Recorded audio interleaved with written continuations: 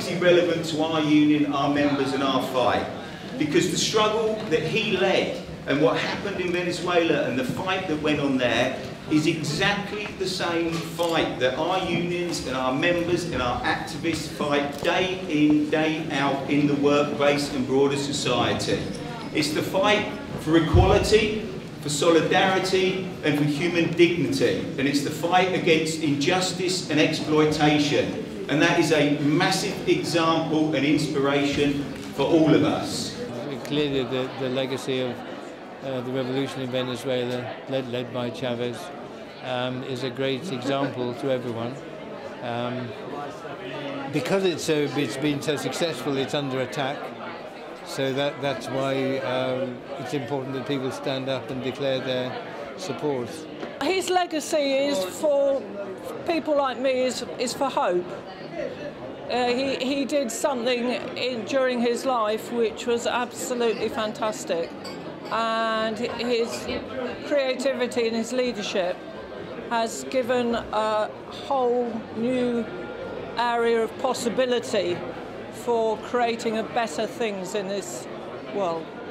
Well, the pictures were fantastic. I had to walk around the room looking at them, and it's good to be reminded of how we've progressed really from the times that Chavez took office and has passed. I think his legacy is one of resistance and one of just showing us that one of our own people can rise to power and do something for our people, and just it gives us hope for complete liberation for our whole continent.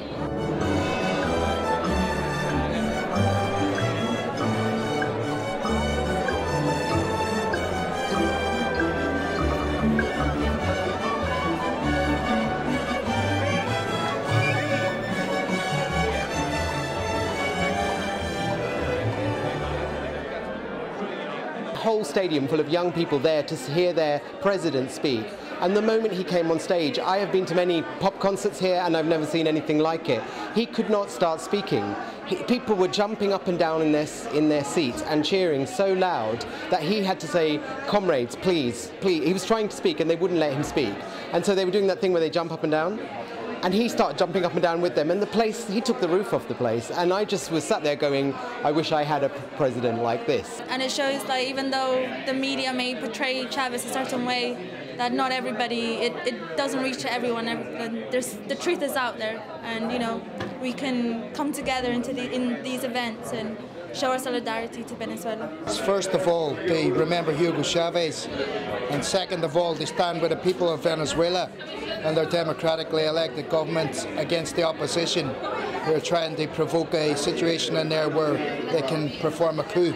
Violence doesn't solve anything, and I do know that Maduro has called time and time again for people to sit down and have a dialogue. I think that if you do have an issue with somebody or your government in the way that it governs you, in the way that it's ruled, I think that your legitimate and the correct way to approach that is to have an open dialogue as opposed to rioting on the street, protesting, damaging government property and people's property and hurting people in the process. I think that's completely wrong. What they see in the news is mainly the misinformation, and that's why the young people misunderstand what's really happening in Venezuela right now, which is actually the fascist, right-wing, elitist groups who want to get rid of our socialist government there.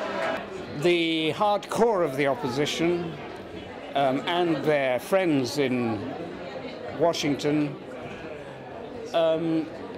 assumed that with the passing of Chavez, the process would come to an end, it would collapse in some way or another. And of course that didn't happen.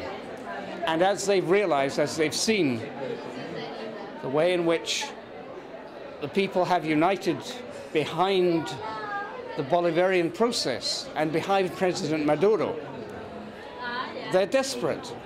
And they are willing to do anything to try to get rid of this, to stop it. Que se bajen de ese tren, diría yo, y que ellos comiencen a construir y no a destruir su propia casa, sino a contribuir para que esa casa sea bellísima, hermosa, como es Venezuela o como es la América Latina, que nos merecemos, todos los latinoamericanos. I only hope and wish for the younger generation of Venezuelans all the best, and I hope they will carry on the banner of Hugo Chavez for years to come.